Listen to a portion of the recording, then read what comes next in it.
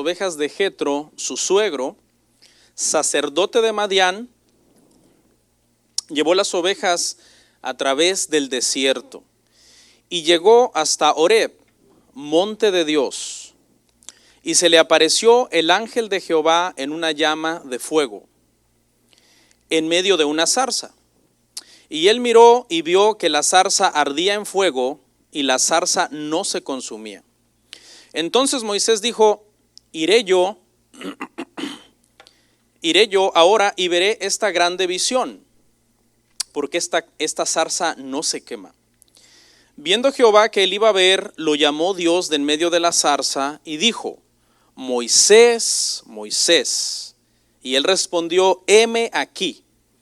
Y dijo: no te acerques, quita tu calzado de tus pies, porque el lugar en que tú estás, tierra santa es. Y dijo: yo soy el Dios de tu padre, Dios de Abraham, Dios de Isaac y Dios de Jacob. Entonces Moisés cubrió su rostro porque tuvo miedo de mirar a Dios. Vamos a orar en esta mañanita. Padre, gracias por este privilegio que me permites tener este día ante tu pueblo, de poder predicar, Señor, de poder enseñar las Escrituras, pudiéndoselo haber concedido a gente mucho más capacitada que nosotros, o aún a los mismos ángeles que no han pecado. Te ha placido a ti, Señor, como dijo el apóstol Pablo, que la salvación sea mediante la locura de la predicación, de este mensaje de la cruz que nosotros los cristianos predicamos. Te ruego, Señor, que este mensaje sea no solamente información, sino transformación en nuestro corazón por medio de los principios que vamos a aprender. Bendice a mis hermanos. Te damos gracias por la oportunidad de reunirnos en esta mañana para instruirnos en tu palabra. En el nombre de Jesús decimos amén y amén. Siéntense, hermanos.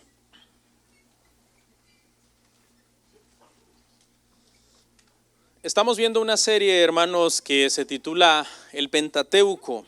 Para aquellos que están hoy aquí por primera vez, quiero decirles que este es el tema número 3 de esta serie y por lo tanto pues están un poco atrasados. Los vamos a agarrar un poquito fuera de base quizás y les va a tomar un poquito de tiempo agarrar el hilo de lo que vamos a hablar hoy, porque ya hablamos del Génesis y el día de hoy vamos a hablar acerca de el Éxodo. Lo titulamos, hermanos, Éxodo, la salida. ¿Okay? Vamos a dividir el estudio de Éxodo en dos partes también, igual como lo hicimos con el Génesis. Y este será el tema 1, la salida. Hemos estado hablando y diciendo, hermanos, que el Pentateuco es esta sección de nuestra Biblia que va desde el Génesis hasta Deuteronomio, que son los primeros 5 libros de nuestra Biblia, que por lo general le llamamos Pentateuco, pero también le llamamos ley, o los judíos lo llaman la Torá, ¿no?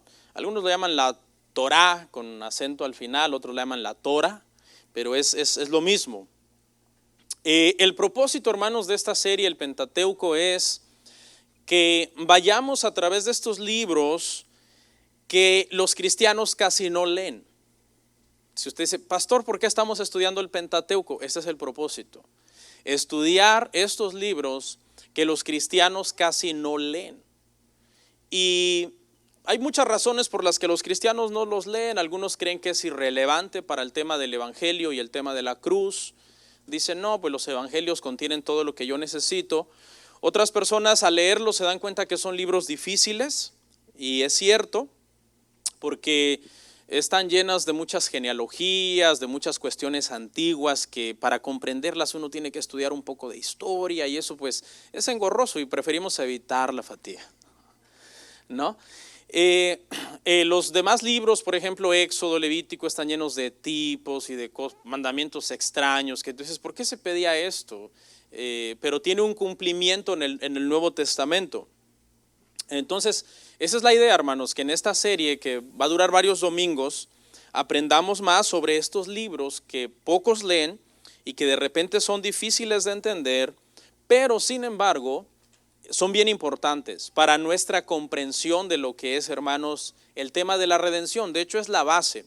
Génesis 3:15, que es la primera promesa de que iba a haber un Mesías, un Salvador, un Redentor, iba a venir un Cristo en un futuro para salvar a los hombres de sus pecados.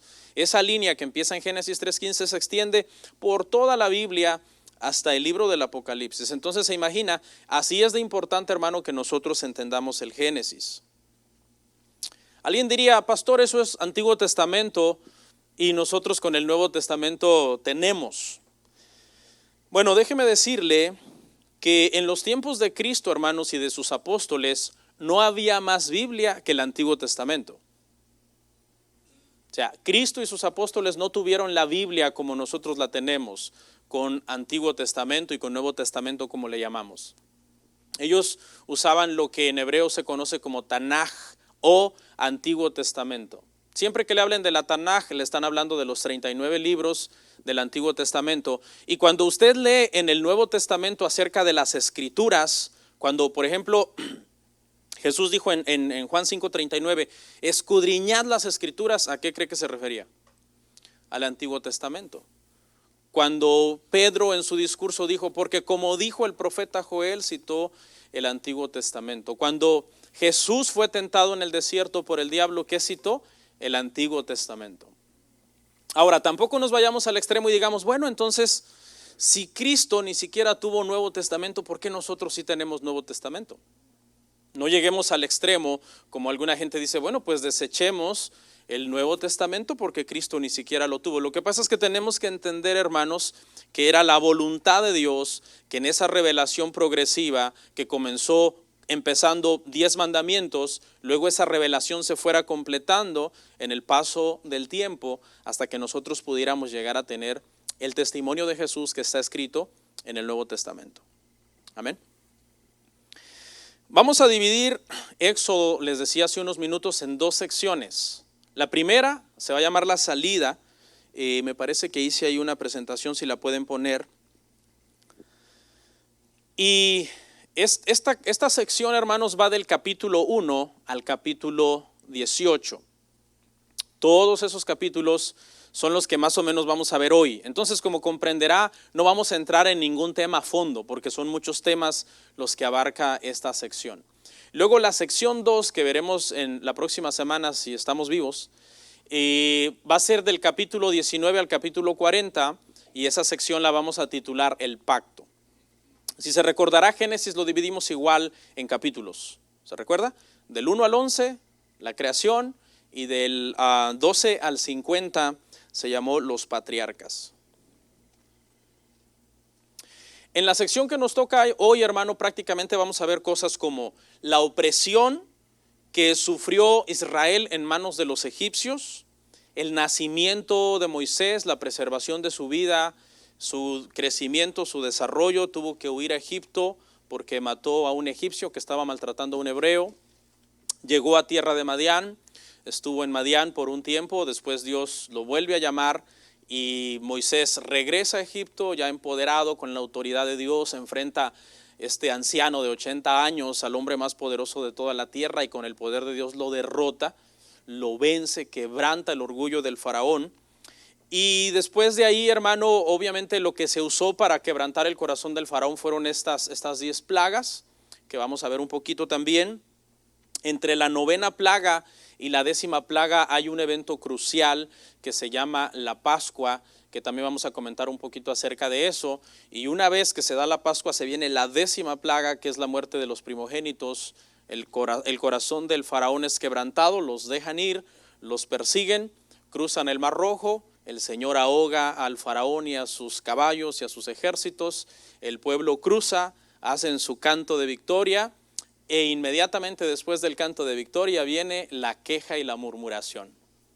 Qué contradicción, ¿verdad?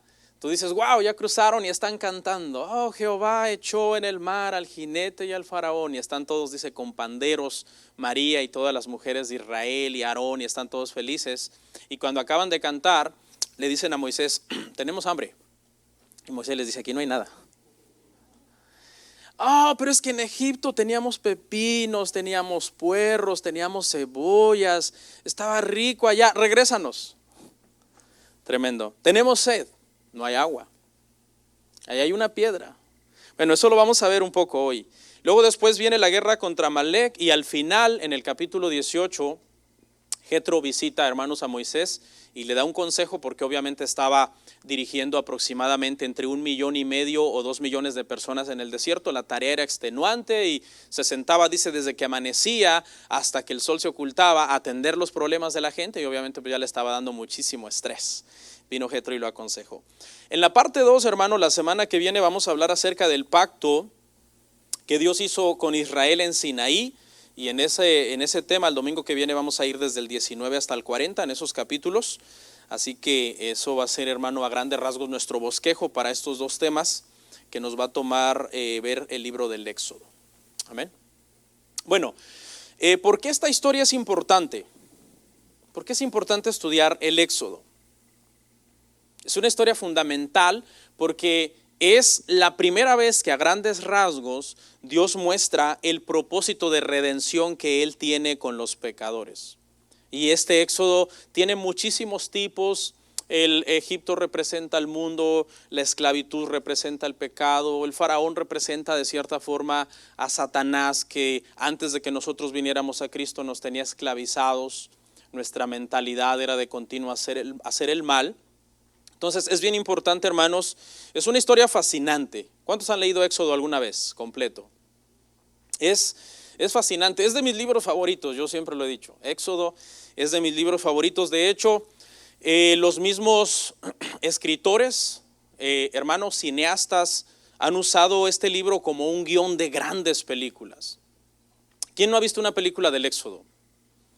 Yo creo que todos, de los 10 mandamientos, de la vida de Moisés. Aunque las personas no crean en Dios, yo les aseguro que saben que un día Moisés, un hombre barbón con una vara, subió a una montaña. ¿Por qué? Porque es una historia fascinante, llena de cosas sobrenaturales, hermano, que sucedieron ahí. Ok. Vamos a empezar por cosas básicas. Voy a poner un cimiento antes de que entremos a analizar nuestro pasaje. Y quiero hablar, por ejemplo, acerca del nombre de este libro. En la Tanaj, que dijimos que es el Antiguo Testamento, hermanos, el libro se llama Welech Shemot. Perdonen mi mal hebreo, ¿no? Pero soy mexicano. Welech Shemot, y significa, prácticamente son las primeras 2 palabras del libro, y significa estos son los nombres. Acuérdese que dijimos que en la antigüedad, cuando se escribía un libro, el autor de dicho libro no le daba un título, sino que la primera palabra o las primeras 2 palabras con las que ese libro comenzaba eran las que se usaban para el título del libro. Por eso es que Génesis se llama Bereshit, porque Bereshit significa en el principio. Y así es como comienza la Biblia, ahí en Génesis 1:1, en el principio creó Dios los cielos y la tierra. Y este es el mismo método, hermanos, para todos los demás libros. En español, ¿cómo nosotros llegamos a tener el libro en español? Éxodo es una forma latinizada del griego Exodus, porque usted debe de saber, este es un dato que no lo tiene que aprender si no quiere, pero unos 250 años antes de Cristo surgió la necesidad que ese Tanaj, ese Antiguo Testamento hebreo, que existía en hebreo con pequeñas porciones en arameo, se tradujera al griego. La necesidad surgió porque en ese periodo Alejandro Magno hizo el proceso de helenización y entonces el griego se volvió el idioma mundial. Había muchos judíos que durante el exilio no habían vuelto a Israel y entonces las segundas generaciones que nacían en otros países ya no hablaban hebreo, sino que hablaban griego. Entonces era necesario que estas segundas generaciones siguieran estudiando la ley y surgió esta necesidad de mandar a hacer esta traducción que se conoce como la Septuaginta. En la Septuaginta, a Welech Shemot lo llamaron Éxodos, griego, pero cuando esa palabra se latinizó, a nosotros nos quedó como Éxodo. y simplemente significa exit, la salida. ¿Ok? La salida, eso es lo que significa. Otro dato aquí interesante es, voy a repetir un dato que me parece muy interesante y que vimos la clase pasada, es que cuando Moisés escribió el Pentateuco, no dijo voy a escribir primero Bereshit, luego Welech Shemot, luego Vayikra, como se llama Levítico, etcétera, sino que él lo escribió como un solo conjunto y las divisiones entonces de estos libros surgieron después. Alguien ha dicho que es posible que hasta tiempos de David fue que ya se comenzó a seccionar el Pentateuco como nosotros lo conocemos hoy. David fue 1000 años antes de Cristo. Otros dicen que es posible que haya sido aún hasta tiempos de Esdras, que eso es 400, 500 años antes de Cristo, que ya el Pentateuco se seccionó en estos 5 libros que nosotros conocemos. ¿Quién es el personaje principal acá, hermanos? Moisés. Moisés es nuestro personaje principal, no hay otro. De hecho, no solo del Éxodo, sino desde Éxodo hasta el penúltimo capítulo de Deuteronomio, de aquí en adelante, ya todo lo que nosotros estemos estudiando, nuestro personaje principal de estudio es Moisés. ¿Okay? Ya en el último capítulo, en el penúltimo capítulo, Moisés muere, de hecho así se titula, me parece, la muerte de Moisés, luego lo entierran, y el último capítulo de Deuteronomio entonces se cree que lo escribió Josué, que fue el sucesor, hermanos, de Moisés. Moisés, hermano, es considerado el más grande profeta del Antiguo Testamento. Hubo grandes profetas como Elías, como Isaías, como Jeremías, pero ninguno tan grande como Moisés. Se le conoce como, algunos lo tienen como el iniciador del judaísmo, el promulgador principal de la ley, el que organizó las tribus en el desierto, les enseñó todo lo que tenía que ver con la adoración y con el trabajo que tenían que hacer como tribus, delegándole a cada uno sus responsabilidades.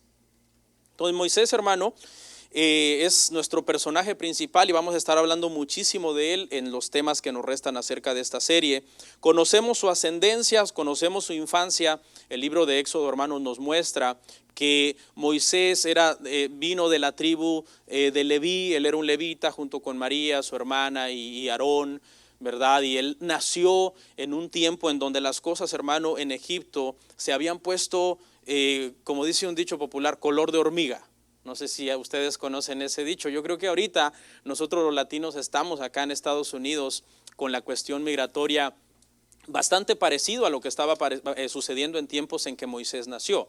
Para contarle un poquito la historia, yo sé que muchos ya la saben porque ya la han leído, pero cuando nosotros comenzamos a leer el Éxodo nos encontramos con que las tribus de Israel, hermano, están proliferándose de una forma espectacular. Están teniendo muchos hijos.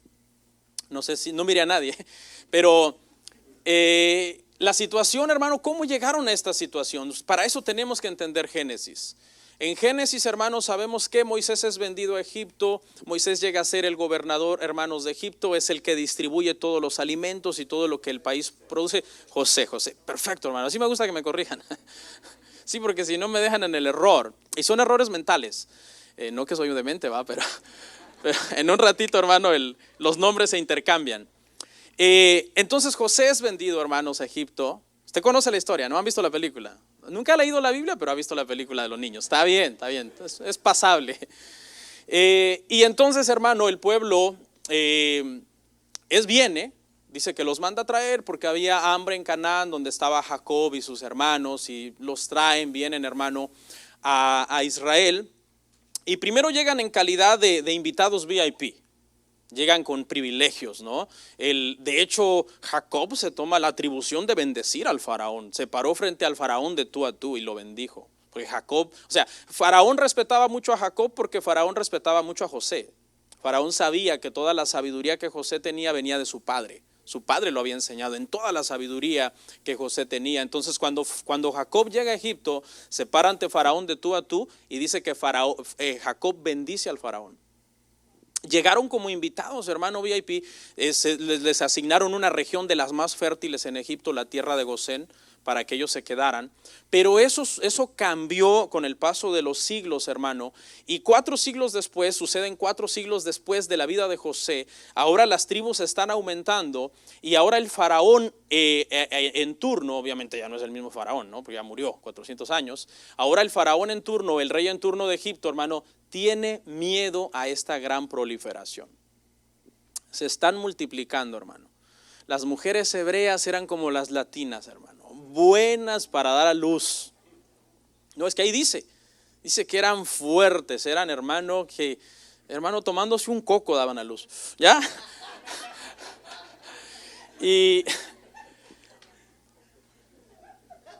se habían aumentado, hermano, de una forma tremenda, y el faraón tenía miedo. El temor del faraón era el faraón dijo, ok, son muchos. Y cuando uno de nuestros enemigos, escuche, póngame atención, cuando alguno de nuestros enemigos se levante contra nosotros, es posible que como nosotros hemos sido injustos con ellos, ellos se unan a uno de nuestros enemigos y peleen contra nosotros. Entonces, promulgó un edicto terrible, hermano. Y el edicto era a las parteras, cuando vayan a atender a las hebreas y cuando vean que nazca, porque no había ultrasonido en ese entonces, hermano, tenían que esperarse hasta que naciera. Hubiera habido ultrasonido, mandan a las mujeres a abortar antes que nazcan. Es varón, mátenlo. Pero como no había, hermano, todavía ese sistema, entonces le dice el faraón a las parteras, atiendan a las mujeres cuando nazca el producto, si es varón, mátenlo. Y si es mujer, viva. Pero dice, hermano, la historia nos cuenta que las parteras temieron a Dios y desobedecieron esta instrucción perversa del faraón, hermano, y ellas no mataban a los bebés. Entonces el faraón dijo, ¿qué está pasando? Se supone que no debería de haber más bebés hebreos, varones. ¿Por qué hay bebés varones hebreos? Me desobedecieron. Bueno, sí le desobedecieron. Ok, me agarran a todos esos varones que no deberían de estar vivos porque las parteras los debieron haber matado en cuanto salieron de su madre y me los echan al río Nilo. Me los ahogan a todos. Y es en este contexto que nace Moisés. Moisés nace, es ocultado por su madre y entonces, hermano, vamos a ver lo que pasó. Éxodo 2:2.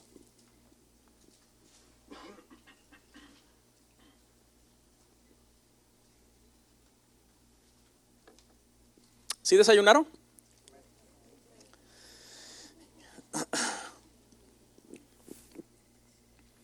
Dice, la que concibió y dio a luz un hijo, y viéndole que era hermoso, le tuvo escondido 3 meses. Yo me pregunto, ¿y si le hubiera visto que era feíto? Porque dice que viéndole que era hermoso, preservó su vida, lo cuidó, le dio un cuidado y una atención especial. Aquí vemos varias cosas como Dios obra providencialmente en la vida de Moisés. En primer lugar, hermano, la mujer lo pone en una arquilla, dice, en el río, y sobrevive de una forma milagrosa a eso. La segunda cosa providencial que vemos es cómo, ¿quién encuentra a este bebé? Lo encuentra la hija del faraón. Una mujer que tenía el poder de protegerlo. ¿Sí? Dios obrando, Dios acomodando todas las piezas en su lugar. Y en tercer lugar, ¿a quién cree que se lo dio a criar la hija del faraón? A la misma madre de Moisés. Porque la historia nos cuenta que cuando la madre pone el bebé en el río, María, hermana de Moisés, se va siguiendo al bebé. Y cuando María ve que la hija del faraón lo encuentra, yo conozco a alguien que te lo puede criar.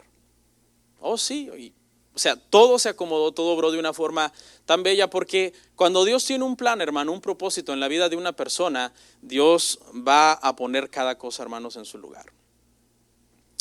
La hija de faraón, hermano, lo llamó Mosé, una expresión egipcia cuya raíz es masá, que significa sacar.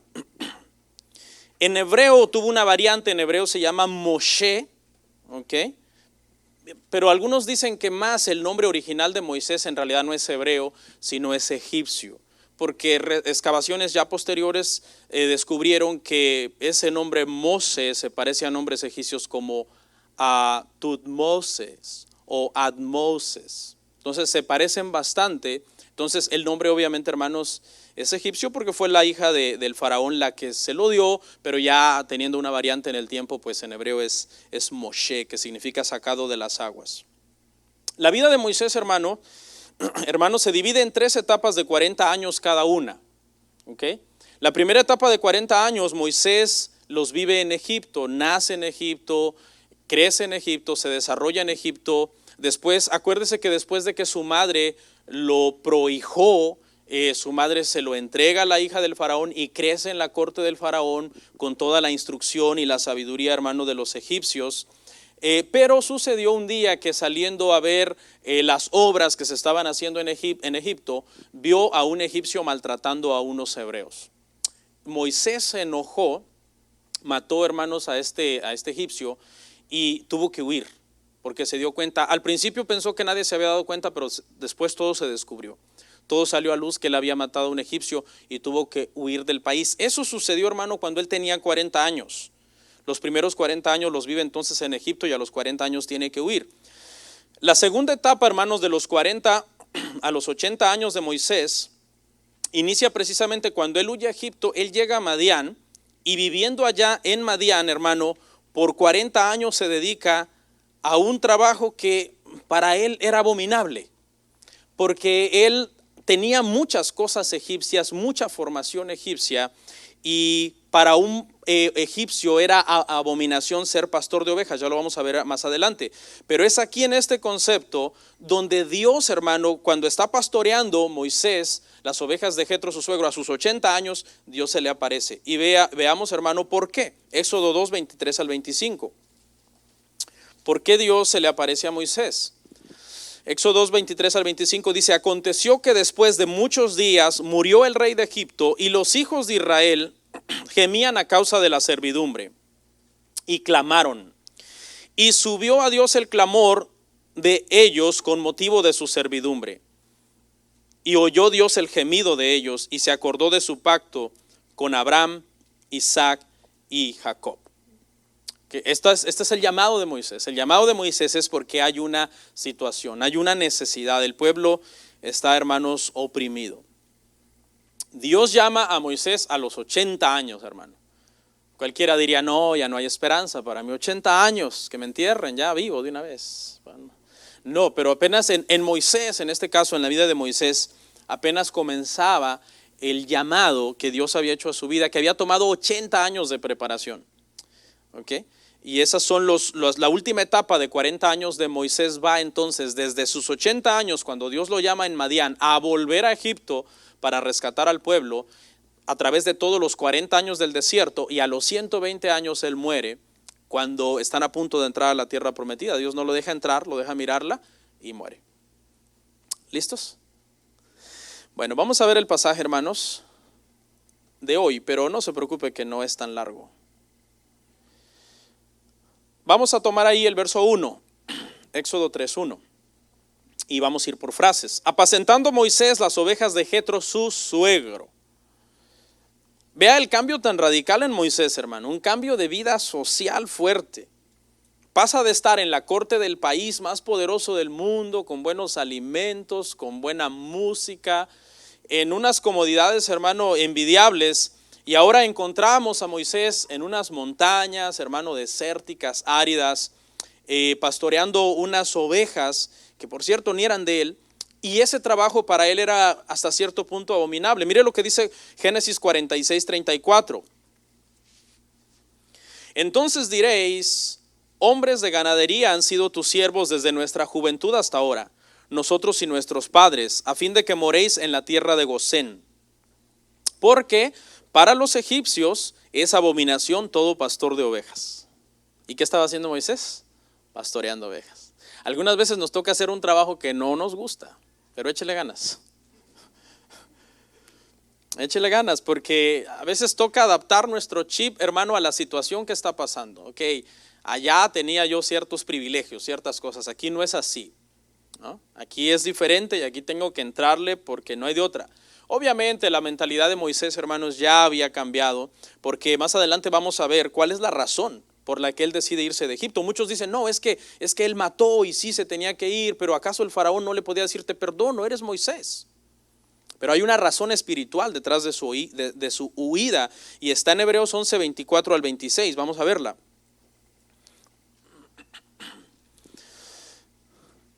Dice, por la fe Moisés, hecho ya grande, rehusó llamarse hijo de la hija de Faraón, escogiendo antes ser maltratado con el pueblo de Dios que gozar de los deleites temporales del pecado, teniendo por mayores riquezas el vituperio de Cristo que los tesoros de los egipcios, porque tenía puesta la mirada en el galardón. Aquí está la verdadera razón por la que Moisés se va. Es por su fe, por su llamado. Vea que fue voluntario lo que hizo Moisés. Él pudo haber elegido los tesoros de los egipcios. Ese oficio de pastor de ovejas que era abominable lo pudo haber evitado si hubiera querido. No, pero más bien dice aquí el autor de los Hebreos que fue por la fe, que él rehusó llamarse hijo de la hija de Faraón. Este pasaje es hermoso, yo no sé si usted lo ve, pero nos está diciendo que Moisés creía en Cristo 1500 años antes de que Cristo naciera. ¿Lo comprende? Dice, no sé si lo captó, mira ahí la parte que dice, teniendo por mayores riquezas el vituperio de Cristo que los tesoros de los egipcios. O sea, cuando le tocó escoger entre su llamamiento que Dios tenía para él y la vida de comodidad que pudo haber tenido, hermano, en Egipto, él escogió a Cristo. Pastor, ¿por qué Moisés creía en Cristo si Cristo no había nacido? Faltaban 1500 años para que Cristo naciera. ¿Quién escribió Génesis 3:15? Fue Moisés. Dios le había revelado a Moisés que iba a haber un Salvador del mundo. Y es en ese Cristo, en ese Salvador del mundo, que Moisés cree por fe, por adelantado, antes de que él nazca. De hecho, esa fue la forma en que fueron salvos todos en el Antiguo Testamento. Toda la gente del Antiguo Testamento que fue salva antes de que Cristo naciera, fue por esa fe en esa promesa de Génesis 3:15, que un día vendría Cristo. Okay. Vendría el Señor, vendría el Salvador del mundo. Okay. Vamos a verlo, Génesis 3:15 dice, y pondré enemistad entre ti y la mujer y entre tu simiente y la simiente suya, esta te herirá en la cabeza y tú le herirás en el calcañar. Ese es el Cristo, el Mesías, el ungido. Esa palabra Cristo, hermano, griego, Christos, es la palabra hebrea Mashiach y simplemente significa el escogido, el ungido, el elegido. O sea, Moisés no tenía la capacidad de imaginarse todos los demás detalles que no habían sido revelados de Cristo, ¿verdad? Muchos detalles no habían sido revelados. Dónde iban a ser, su ministerio, muchas cosas que no habían sido escritas todavía por Miqueas, por Isaías, por Jeremías, todos los profetas mesiánicos que dieron detalles de Cristo, sus sufrimientos, etc. Eso Moisés todavía no lo sabía, pero él creía en ese personaje, en ese Cristo, en ese ungido que había de venir. Quise detenerme a explicar esto un poco para que, por si hay ahí algunas lagunas. Dios tenía un plan entonces para Moisés. ¿Dónde estaba? Estaba, dice hermanos, en el monte Horeb o monte de Dios. Este monte Horeb, hermanos, es el mismo monte Sinaí. Cuando de repente la Biblia lo llama Horeb, lo llama Sinaí, no se confunda, es el mismo monte. Y aquí ya se le llama monte de Dios porque esto que está escrito se escribe después de que Moisés recibe los 10 mandamientos en el monte Sinaí. Por eso es que aquí ya se le llama monte de Dios. Veámoslo en Éxodo 3:12, cómo aquí era la cita, aquí era donde se tenían que reunir al salir de Egipto, en el Éxodo. Ahí fue donde Dios citó a Moisés. Y él respondió, ve porque yo estaré contigo, y esto te será por señal de que te he enviado. Cuando hayas sacado de Egipto al pueblo, serviréis a Dios sobre este monte. ¿Qué monte? Monte Horeb. ¿Qué monte es ese? El monte Sinaí. Es el mismo monte, tiene el mismo nombre. ¿Qué fue lo que vio Moisés ahí, hermano? Dice que vio una zarza que ardía, pero dice también, hermano, que en esa zarza había alguien. Esa zarza nada más fue como el gancho, pero en la zarza había alguien. Dice que es el ángel de Jehová que se le aparece y habla con él. Y el ángel de Jehová, hermanos, en el Antiguo Testamento es un personaje bien especial. Los teólogos y expertos, y yo estoy de acuerdo, han llegado a la conclusión que es Cristo, y lo podemos probar con la Biblia, que es Cristo, el ángel de Jehová, pero que al mismo tiempo usted sabe, en Dios hay una pluralidad, ¿verdad? Está el Padre, está el Hijo, el Espíritu Santo, no podemos comprender esa pluralidad de Dios, pero un dato interesante que les quiero compartir es que este ángel de Jehová, alguien pudiera pensar, es un mensajero, es un enviado, pero al mismo tiempo después dice, yo soy el Dios de Abraham, el Dios de Isaac, el Dios de Jacob. El ángel de Jehová en el Antiguo Testamento es un personaje que aparece y algunas veces habla como primera persona, algunas veces en tercera persona, algunas veces habla en el nombre de Jehová y otras veces habla él solo como si él es Jehová. Vamos a ver un pasaje en Zacarías 1:12. Quise detenerme un instante acá porque Es importante este concepto de la pluralidad de Dios. Mire este pasaje tan interesante, Zacarías 1:12, dice, respondió el ángel de Jehová y dijo, ¿quién está hablando ahí? El ángel de Jehová. ¿Qué dijo? Oh Jehová de los ejércitos, ¿hasta cuándo no tendrás piedad de Jerusalén y de las ciudades de Judá, con las cuales has estado irado por espacio de 70 años? Eso parece una contradicción. Respondió el ángel de Jehová y le habló a Jehová. ¿Quién es ahí? Es Cristo hablando con el Padre. Es tan fácil, es tan sencillo. Es Cristo preencarnado hablando con el Padre, intercediendo, que ese es su trabajo que hace el interceder por misericordia, hermanos, por esta ciudad de Judá. La zarza ardía, pero no se consumía. La zarza, hermano, es un arbusto pequeño, esta zarza de la que se está hablando acá, espinoso y de un palo, hermano, duro de roer. ¿Ok? Era una planta que en aquel entonces por lo general no era bella, sino que era evitada porque tenía espinas. Nadie quiere andar metido entre las zarzas. Yo crecí en un pueblo y hay una zarza, un espino que se llama huizache, allá donde yo soy.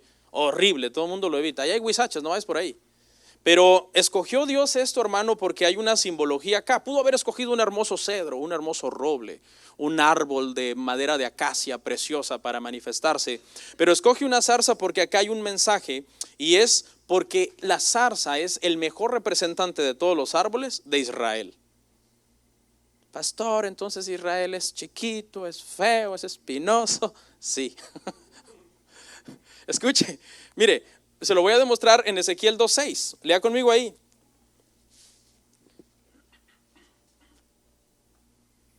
No, ya todos los pro-israelitas, hermano, van a matar. Y tú, hijo de hombre, no les temas, ni tengas miedo de sus palabras. Aunque te hallas entre zarzas y espinos, y moras con escorpiones, no tengas miedo de sus palabras. Ni temas delante de ellos, porque son casa rebelde. Y está hablando de Israel. Entienda que cuando yo digo esto no estoy hablando políticamente, estoy hablando espiritualmente. No estoy hablando en términos de política, que Israel es esto, que Israel otro, que injusticias, que muertes, no. Estamos hablando en términos espirituales, que esta zarza representa a un Israel pequeño pero complicado y rebelde, con el cual Dios tenía que meterles fuego. Y ese fuego, hermano, no consumía completamente la zarza, se quemaba el fuego pero no la consumía, porque eso habla de cómo la rebeldía que ellos iban a tener en esos 40 años del desierto, siempre Dios iba a acabar teniendo misericordia de ellos. Quiero preguntarle, ¿por qué siempre Dios iba a acabar teniendo misericordia de ellos y preservar un remanente? Porque había un propósito. De ellos había de nacer Jesucristo. Y Dios no podía exterminarlos completamente a todos. Había momentos que el Señor bajaba y hacía matanzas, 30,000, 40,000, mandaba un ángel, mata a tantos israelitas, pero siempre había un remanente que permanecía, porque había una promesa que se tenía que cumplir. Y aquí hay un principio que me gustaría compartirles, y es, hermano, que cuando nosotros somos verdaderamente hijos de Dios, nacidos de nuevo, del Espíritu Santo y de verdad, hermano, consagrados al Señor, dice Isaías que aunque pasemos por el agua no nos vamos a ahogar, y que aunque pasemos por el fuego no nos vamos a quemar. Y esto habla, hermano, de cómo un verdadero hijo de Dios, el fuego tiene un propósito, hermano, la prueba, porque aquí fuego es prueba. Cuando tú eres verdadero hijo de Dios, el fuego de la prueba saca lo mejor de ti. Es como cuando el oro y la plata es pasado por el fuego, la escoria desaparece. Pero cuando tú eres un falso, el fuego hace que te alejes de Dios. Ese es el propósito de la prueba. Muchas veces ante la prueba vemos a mucha gente renegando, ya no voy a ir a la iglesia, tanto que me he esforzado por buscar a Dios. Mira, ahí tratando de hacer bien las cosas, y a los que hacen malas cosas les va mejor. Yo tratando de ser bueno y me va peor. Cálmate, Habacuc. Tenemos ese complejo de Habacuc, ¿no? ¿Por qué prosperan los impíos? Yo he pasado por ahí también. Señor, ¿qué pasó? ¡Hey! Pero en la voluntad soberana de Dios, hermano, Él tiene un plan. Él tiene un propósito. Tranquilo, si tú eres su hijo y estás en el fuego, ¿qué va a sacar de ti? Lo mejor de ti.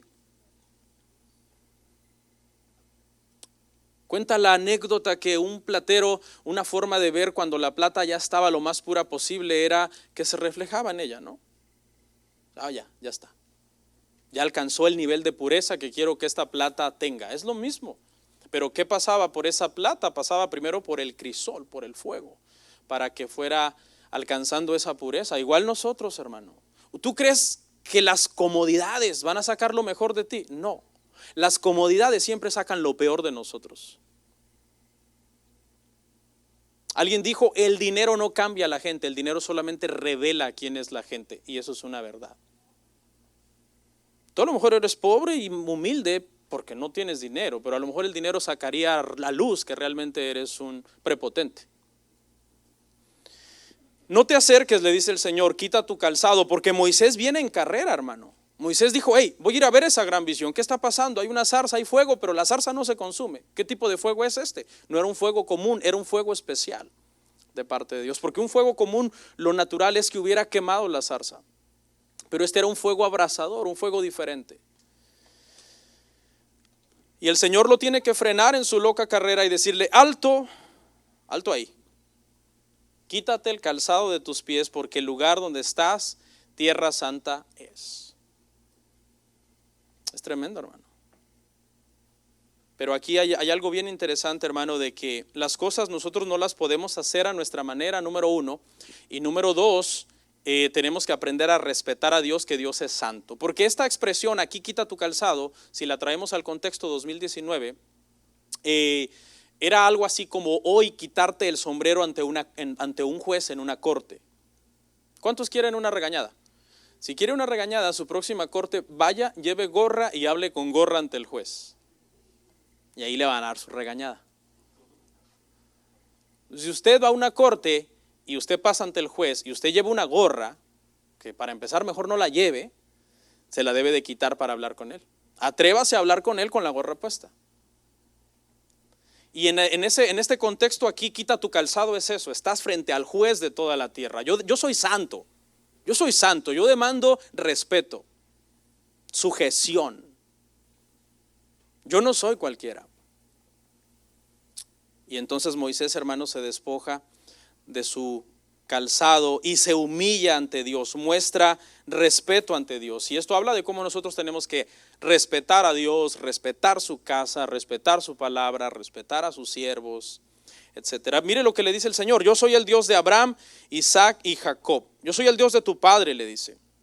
Pero si nosotros rastreamos las genealogías de Moisés, ninguno de estos fue su padre directo, eran sus ancestros. Pero está hablando de una promesa, de una línea de promesa que sigue viva, aunque no son sus padres directos, pero hay una promesa que les hizo a estos patriarcas de que les daría una tierra, de que serían bendecidos y de que en Abraham sobre todo serían benditas todas las familias de la tierra. Miren la reacción de Moisés. Moisés se quita el calzado, pero después, hermano, de quitarse el calzado, cubre su rostro y cae a tierra. Tiene miedo de mirar. Cuando creyó que era solo la zarza, corrió, pero cuando se dio cuenta que Dios estaba en la zarza, tuvo miedo de mirar. ¿Ve qué solemnidad, hermano? Hoy todo el mundo, yo vi a Dios. Sí, yo vi a Dios, ayer lo vi, vino a mi recámara, entró y hundió la cama. Hoy todo el mundo dice que vio a Dios. Moisés, hermano, se quita el calzado, cae sobre su rostro y tiene miedo de mirar la zarza, porque ahora sabe que desde esa zarza le está hablando el Señor Todopoderoso. En este diálogo, hermano, vemos varias cosas importantes que quiero mencionar algunas. Número uno, que Dios revela su nombre a Moisés. Dios le revela su nombre, le explica el sufrimiento que están pasando allá y Moisés, porque lo envía, le dice, Señor, y cuando yo vaya, Moisés puso varios pretextos, vamos a hablar de dos. Le dice, cuando llegue allá y le diga que quién me envió, ¿qué les digo? Y el Señor les dice esto, Éxodo 3:14. Éxodo 3:14, y respondió Dios a Moisés, yo soy el que soy. Y dijo, así dirás a los hijos de Israel, yo soy y me envió a vosotros. Moisés pregunta esto porque él tiene mentalidad semítica y en la mentalidad semítica era imprescindible saber el nombre de una persona para poder llegar a conocer las capacidades que tenía esa persona, porque en los tiempos bíblicos el nombre definía mucho a la persona. El nombre definía mucho quién iba a ser esa persona. Esta expresión yo soy implica varias cosas. Número uno, Dios le está diciendo a Moisés, yo existo por mí mismo. Porque por eso es Dios, ¿no? O sea, si Dios necesitara a alguien que lo haya que lo haya hecho ser, entonces no sería Dios, sino que esa otra criatura que creó a Dios sería Dios. Dios es simplemente eterno, es lo que le está diciendo. Yo soy, no le dice yo un día seré, yo un día fui, hoy no soy. No, yo soy. Siempre, es una eternidad. Y la otra cosa que también significa esta expresión yo soy es yo no cambio. Habla entonces de la eternidad de Dios y de la inmutabilidad de Dios. Si nosotros leemos la Biblia, hermano, desde Génesis hasta Apocalipsis, pasan 1500 años de escritura y Dios sigue siendo el mismo. Los autores fueron muriendo y los protagonistas de las historias de redención fueron muriendo, pero Dios sigue siendo el mismo. No ha envejecido, no ha perdido sabiduría, no ha perdido fuerza, no ha perdido poder. Él sigue siendo exactamente el mismo. Porque Él no cambia, hermanos, Él es eterno.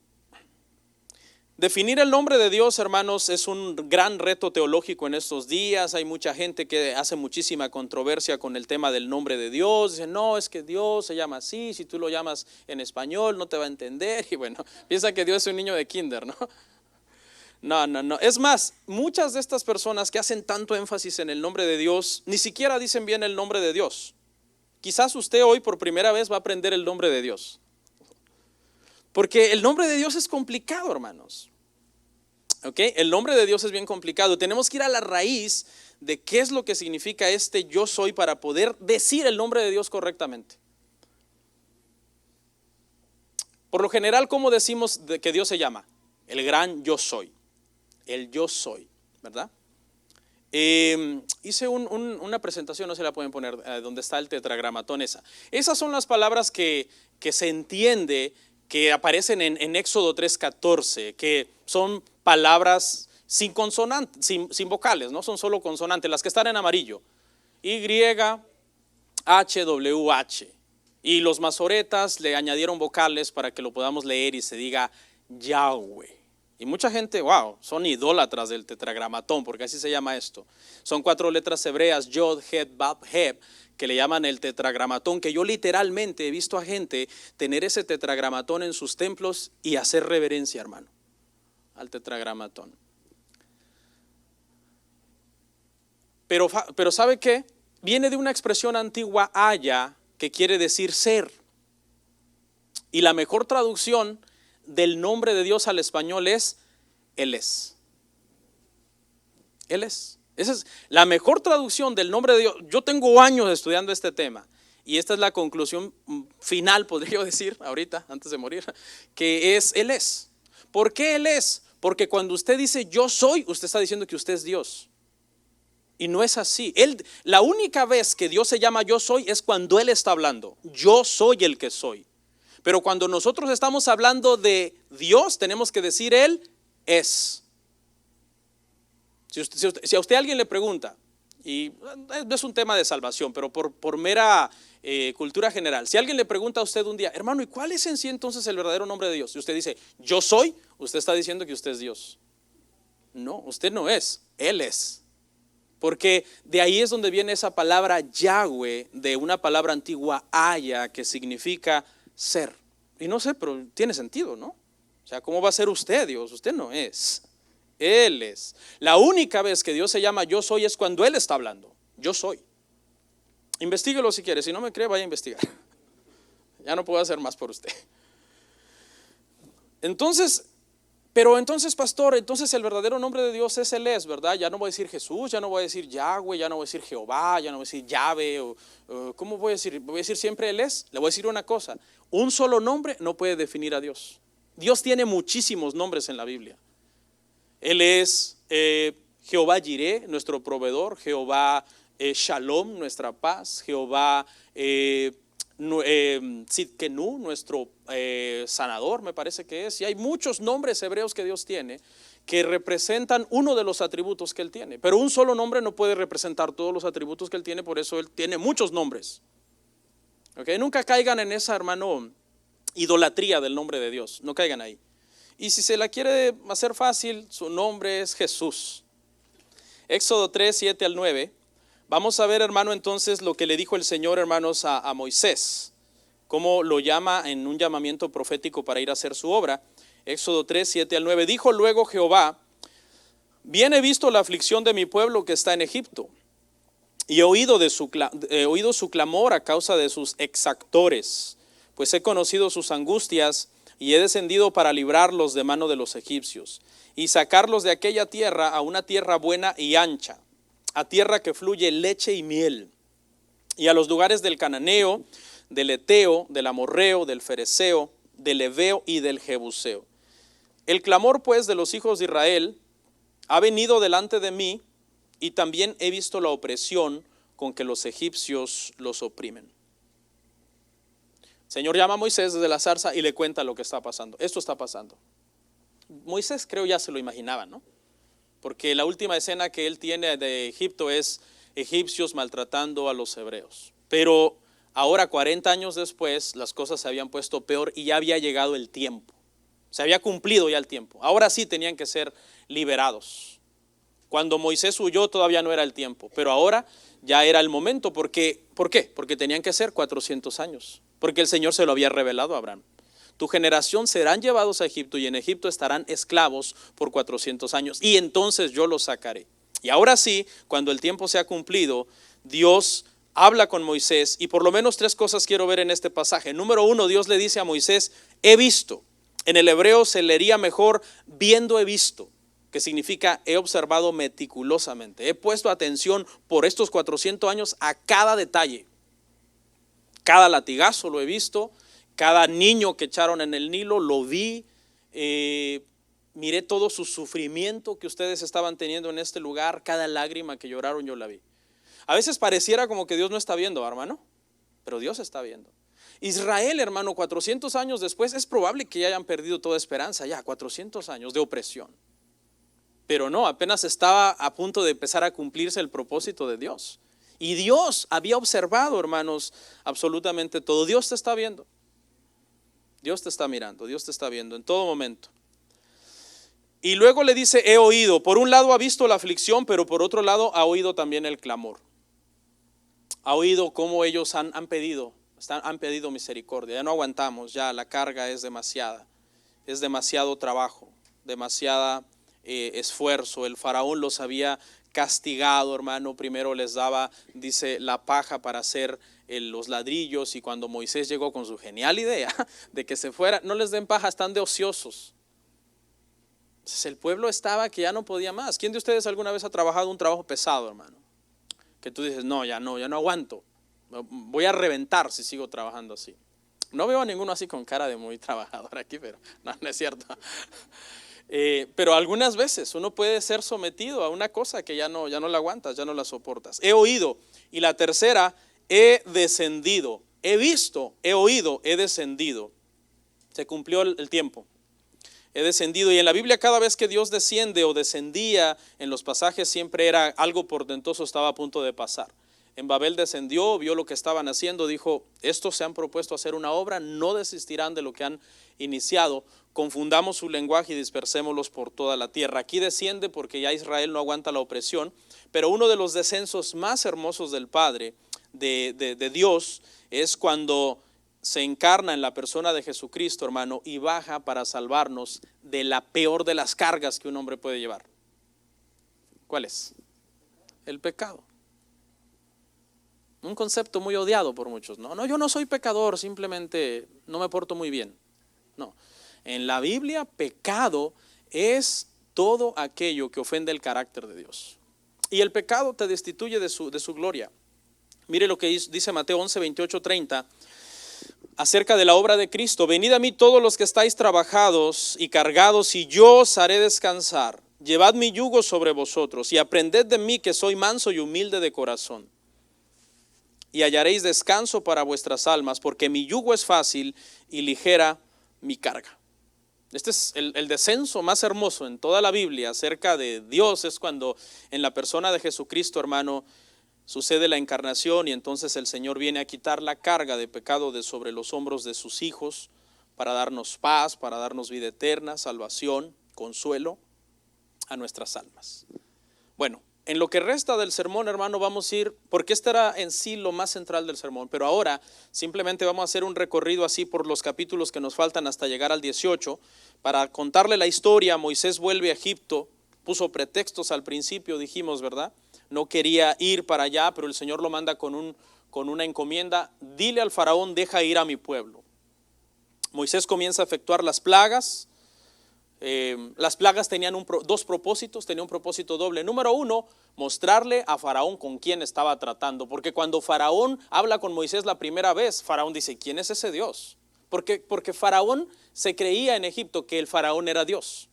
Faraón era Dios en la tierra, esa era parte de la teología egipcia. Entonces cuando Moisés viene y le dice Dios, deja ir a mi pueblo, Faraón dice, ¿de qué Dios me estás hablando? Entonces las plagas tenían el propósito de demostrarle a Faraón que ese era el Dios verdadero y que él no tenía ningún poder contra él. Lo puso sobre sus rodillas. Dios arrodilló a Egipto, hermano, la nación más poderosa del mundo, mandándole unas moscas,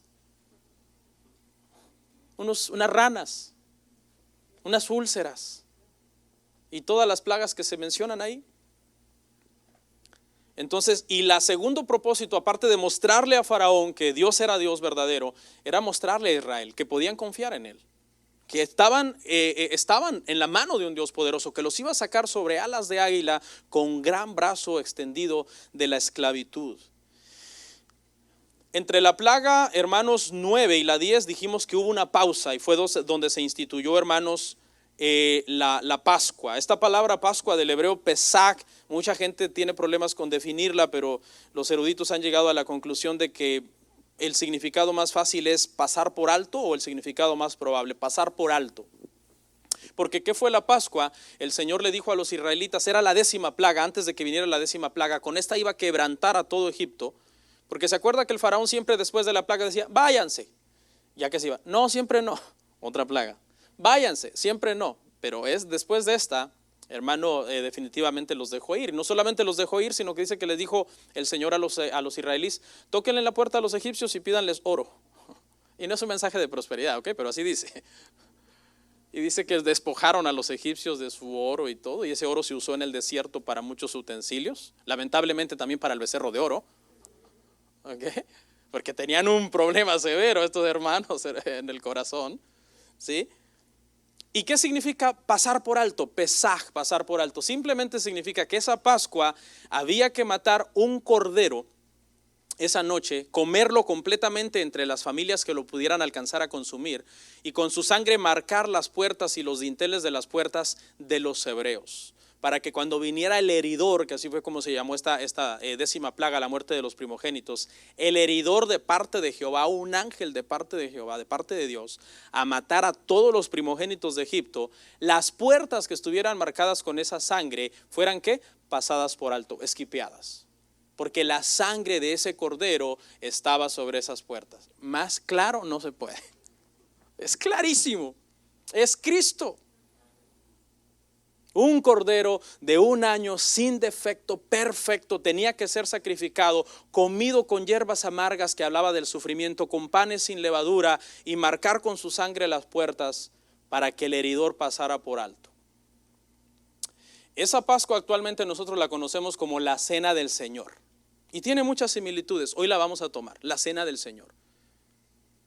Pan que representa el cuerpo de Cristo, sangre que representa el cuerpo de Cristo. Y tiene el mismo propósito. Dice que los israelíes, los hebreos, la tenían que tomar con sus sandalias puestas, bien amarradas, su ropa bien ceñida, un bastón en la mano. Y era así como ellos tenían que comerla, listos para salir, porque ya el Señor les había dado la salida de la esclavitud. ¿Sí lo ve? Nosotros tenemos que igual manera, cada vez que venimos a la mesa del Señor, listos. ¿Por qué? ¿Qué significa la Pascua? Dice que cada vez que la cena del Señor, cada vez que nosotros la tomamos, estamos anunciando su muerte y recordando su venida. Nosotros tenemos que estar listos, hermano. Cada vez que la tomamos, estamos diciendo, Señor, nosotros estamos listos. Tú vienes, nosotros nos vamos. Israel salió de la esclavitud física, real, y nosotros salimos de la esclavitud del pecado, y ahora somos libres por la sangre del Cordero. ¿Cuántos dicen amén? Se celebra entonces, hermanos, la Pascua. Viene el heridor, mata a todos los primogénitos de Egipto. Al otro día hay gran lamento por toda la nación. Y Faraón le dice, let my people go. Moisés, perdón, le dice a Faraón, ¿no? Moisés, deja ir a mi pueblo, deja ir a mi gente. Yo te dije, quisiste entender por la buena. Quebrantado el Faraón los deja ir. Usted conoce la historia. los deja ir y después los comienza a perseguir. En Romanos no da la explicación de por qué Dios endureció el corazón del faraón para explicarnos un tema de la salvación que dice que Dios al que quiere tocar, toca, y al que quiere endurecer, endurece. Y al faraón lo endureció hasta el final, de tal forma que cuando el pueblo estaba, hermano, frente al mar rojo y vieron que los egipcios venían, el Señor abrió el mar rojo, cruzaron, pero cuando ellos cruzaron, el mar cayó sobre todos sus enemigos, destruyendo al faraón, a sus ejércitos. Comenzaron a cantar el canto de liberación y más adelante se quejan, no hay comida, el Señor les da maná, coman. ¿Y quién es el maná en la Biblia? Cristo. La Biblia lo dice en Apocalipsis. Ok, no hay agua y le saca agua de la roca, beban. ¿Y quién es esa agua de esa roca? Es Cristo. ¿Y qué dijeron los israelitas? No queremos. Se saciaban del maná y se saciaban del agua, pero a la vuelta de la esquina ya estaban murmurando otra vez. Llegó un momento en que dijeron, estamos hartos de este maná. ¿Se acuerda? Rechazando a Cristo. Y era señal de cómo a los suyos vino y los suyos no le recibieron, más a los que le recibieron. Esto es, a nosotros nos ha dado potestad de ser llamados hijos de Dios. Más claro ni la Coca-Cola, hermanos. Para terminar, hay un episodio de una guerra contra Amalek. Dios los ayuda milagrosamente. Mientras Moisés tenía las manos levantadas había victoria, cuando Moisés se cansaba había derrota. Vinieron unos siervos a levantarle las manos a Moisés, prevalecieron contra Amalek, y es en este contexto que justo antes de llegar al monte Sinaí llega Jetro y ayuda a Moisés a organizar las tribus, y las organizan. Todo lo comienzan a organizar para prepararlos para recibir la ley, porque no estaban listos. Esto que acabamos de ver hoy cubrieron los primeros 3 meses del Éxodo. Desde que Moisés es llamado en Madián, que fue el pasaje con el que comenzamos, hasta que llegamos a este pasaje de Jetro, pasan 3 meses. Cuando veamos nuestro siguiente tema, ellos reciben la ley, pero de ahí tienen que pasar otros 39 años y otros 9 meses en el desierto por su rebeldía, para que se cumplieran los 40. Ahí vamos a dejar nuestro estudio hoy, vamos a orar.